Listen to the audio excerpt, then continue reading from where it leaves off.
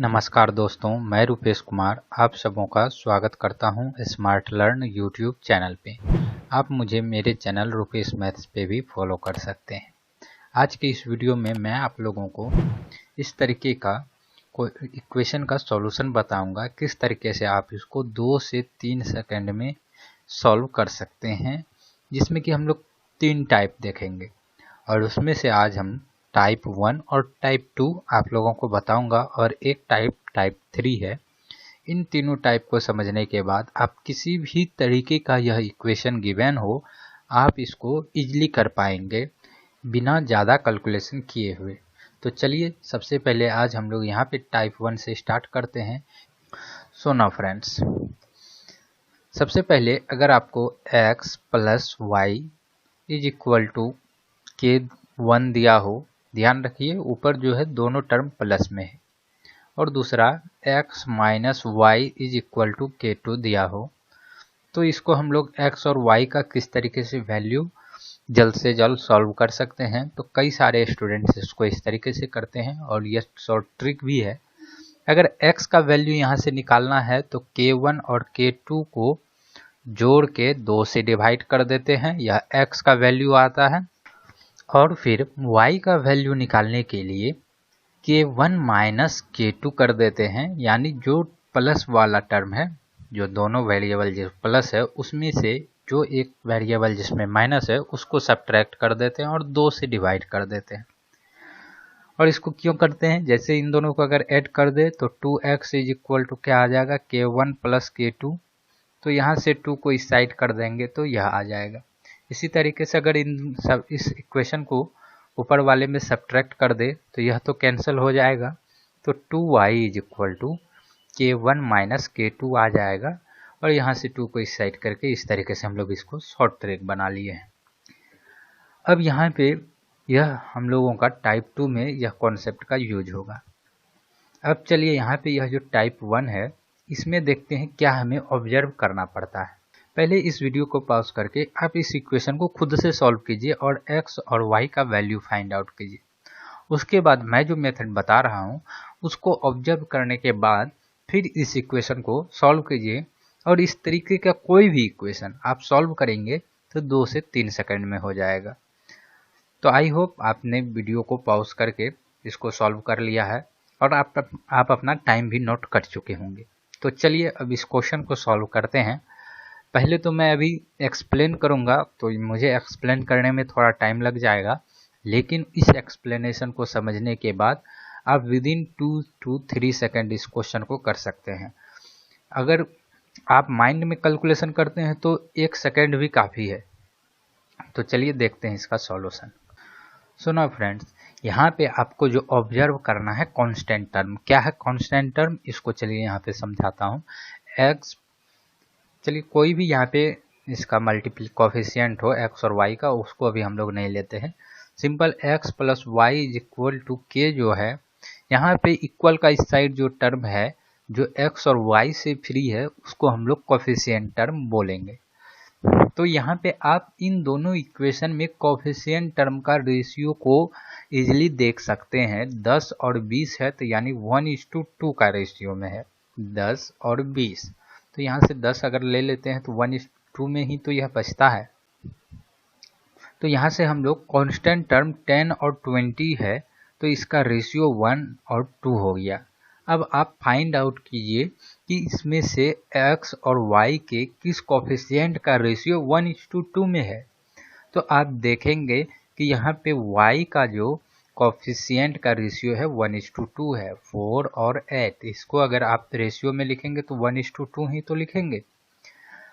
तो यहाँ से जिस भी टर्म का, ध्यान से सुनिए, जिस भी टर्म का, जिस भी वेरिएबल का कोफिशिएंट का रेशियो कांस्टेंट के रेशियो के इक्वल हो जाए, दैट मीन्स इक्वल के इस साइड के इक्वल हो जाए, तो बचे हुए वेरिएबल का जो वैल्यू होगा ऑलवेज 0 होगा।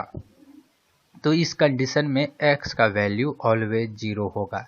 क्या समझे यहाँ से, अगर यह कांस्टेंट का रेशियो जो है वही रेशियो अगर y वाले टर्म का है तो x का वैल्यू 0 हो जाएगा और y का वैल्यू इसको जीरो करके आप इजीली निकाल सकते हैं।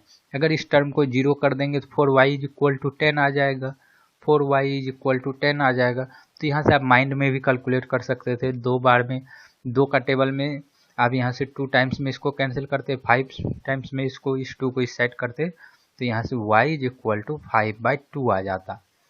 तो यहाँ से अब आप सोच सकते हैं कि कितना जल्दी हम लोग इसको अप्लाई कर पाएंगे। जैसे इस इक्वेशन को फिर से हम लोग लिखते हैं, 3x प्लस 4y है इज इक्वल टू 10 था, और फिर 5x plus 8y is equal to 20 है। अब इसको जब हमें सॉल्व करना है तो हमने यहाँ पे देखा कि कॉफिशिएंट का रेशियो कांस्टेंट टर्म का रेशियो 1:2 है और y का भी यहाँ पे 1:2 है। दैट मीन्स x का जो रेशियो अलग है कांस्टेंट टर्म से, वेरिएबल x का, तो इसका वैल्यू 0 आ जाएगा। अगर x का वैल्यू पूछा जाता तो हम लोग यहाँ पे देखते ही 0x को बोल सकते थे कि इसका 1:2 रेशियो है, और यहाँ पे 1:2 रेशियो y वेरिएबल का है, इसका वेरिएबल का कॉफिशिएंट का, तो x का वैल्यू देखते ही 0 बोल सकते थे। अब y का निकालना है तो दोनों में से किसी भी इक्वेशन में इस x वाले टर्म को हटा करके लिख सकते हैं। जैसे इस बार चलिए इससे ही हम लोग अगर फाइंड आउट करें तो 8y, तो इस y 8y is equal to 20, 8 को इस साइड करेंगे तो 20/8, और इसको कैंसिल कर दीजिए 4 से 5 बार में, 4 से 2 बार में, यानी 5/2। तो आई होप यहाँ से आप इसको समझ पाए होंगे। एक और एग्जांपल लेते हैं जिसमें कि इसका कांस्टेंट का रेशियो इसके इक्वल हो x वाले वेरिएबल के। तो आई होप यहाँ से आपको यह क्लियर हो जाएगा। अगर इसके बाद भी आपको प्रॉब्लम रहता है तो आप इस वीडियो को फिर से आप देखिए, और मेथड अच्छा लगता है तो वीडियो को लाइक कीजिए, और आप कमेंट में ज़रूर बताइए कि आपको कैसा लग रहा है। चलिए एक कोई भी हम लोग अपने मन से क्वेश्चन ले लेते हैं। लेट से 7x प्लस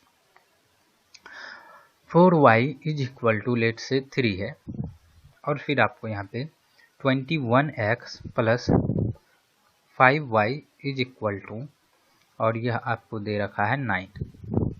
तो अब आपको अगर यहाँ से x और y का वैल्यू पूछ लिया जाता तो क्या करते?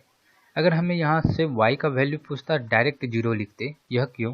क्योंकि अगर इसका रेशियो देखें 1:3, कांस्टेंट टर्म का रेशियो 1:3, लेकिन y टर्म का रेशियो क्या है 4:5, तो इसलिए इसका रेशियो इससे मैच नहीं किया, तो y का वैल्यू 0।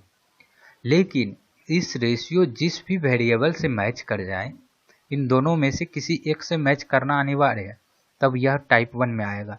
तो यहाँ हम देख रहे हैं इसका रेशियो 1:3 आ रहा है।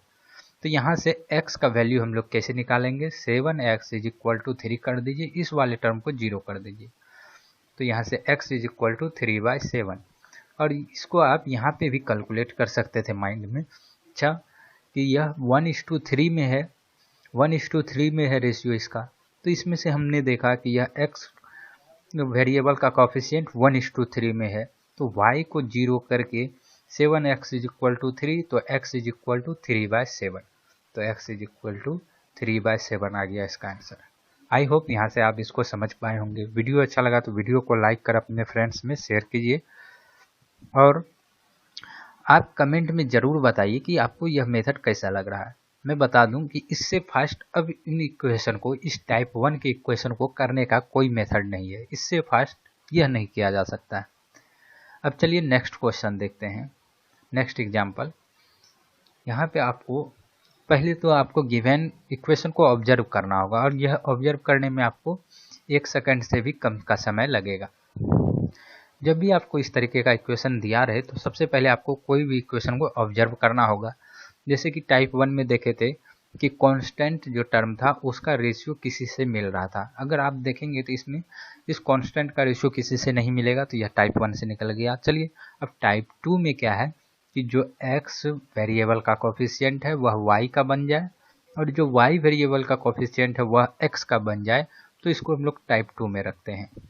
अब चलिए इस टाइप 2 का कॉन्सेप्ट को समझते हैं।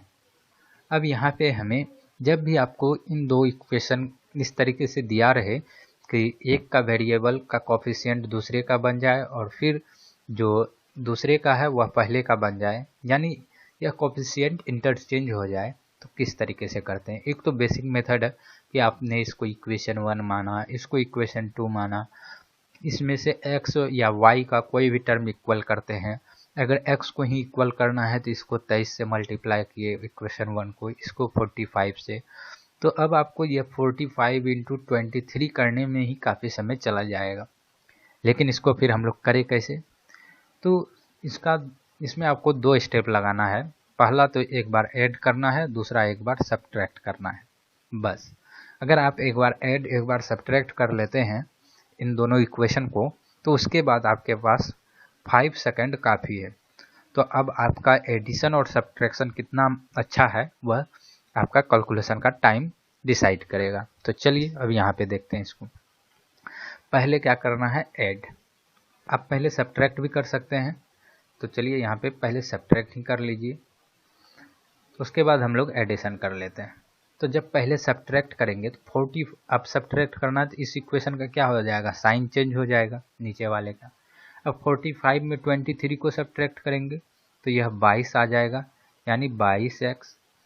अब यह देखिए, एक माइनस में एक प्लस में है, तो अब जब इसको आप इसका कैलकुलेशन करेंगे तो 45 में फिर यहाँ पे क्या करना है? 23 को ही सब्ट्रैक्ट करना है। तो अगेन यह 22y आ जाएगा इज इक्वल टू, अब 113 यानी 113 में 91 को सब्ट्रैक्ट करेंगे तो 91 900 और 13, तो 9 और 13 22, तो यह भी 22 आ गया। अब एक बार फिर ऐड कर लेते हैं, इन दोनों को ऐड कर लीजिए, दोनों इक्वेशन को। तो इसको ऐड करेंगे तो 45 और 23, 5 3 8 और यह 68 आ जाएगा। तो यह 68x। अब यहाँ पे भी क्योंकि देख रहे हैं यहाँ 45 23 है, यहाँ भी 45 23 है, लेकिन इस बार माइनस साइन आ जाएगा क्योंकि बड़ा साइन जब हम लोग ऐड करते हैं तो यह साइन को चेंज नहीं करते हैं। तो जो गिवन साइन है उसी में हम लोग इसका कैलकुलेशन करेंगे। तो इन दोनों को ऐड करने के बाद 68 आ जाएगा और बड़ा साइन माइनस का है तो माइनस आ जाएगा। और आप ऐसे भी देख सकते थे, माइनस माइनस प्लस करते हैं और जो बड़ा साइन रहता है वह लिख लेते हैं इज इक्वल टू। अब इन दोनों को ऐड कीजिएगा तो यह आ जाएगा 204।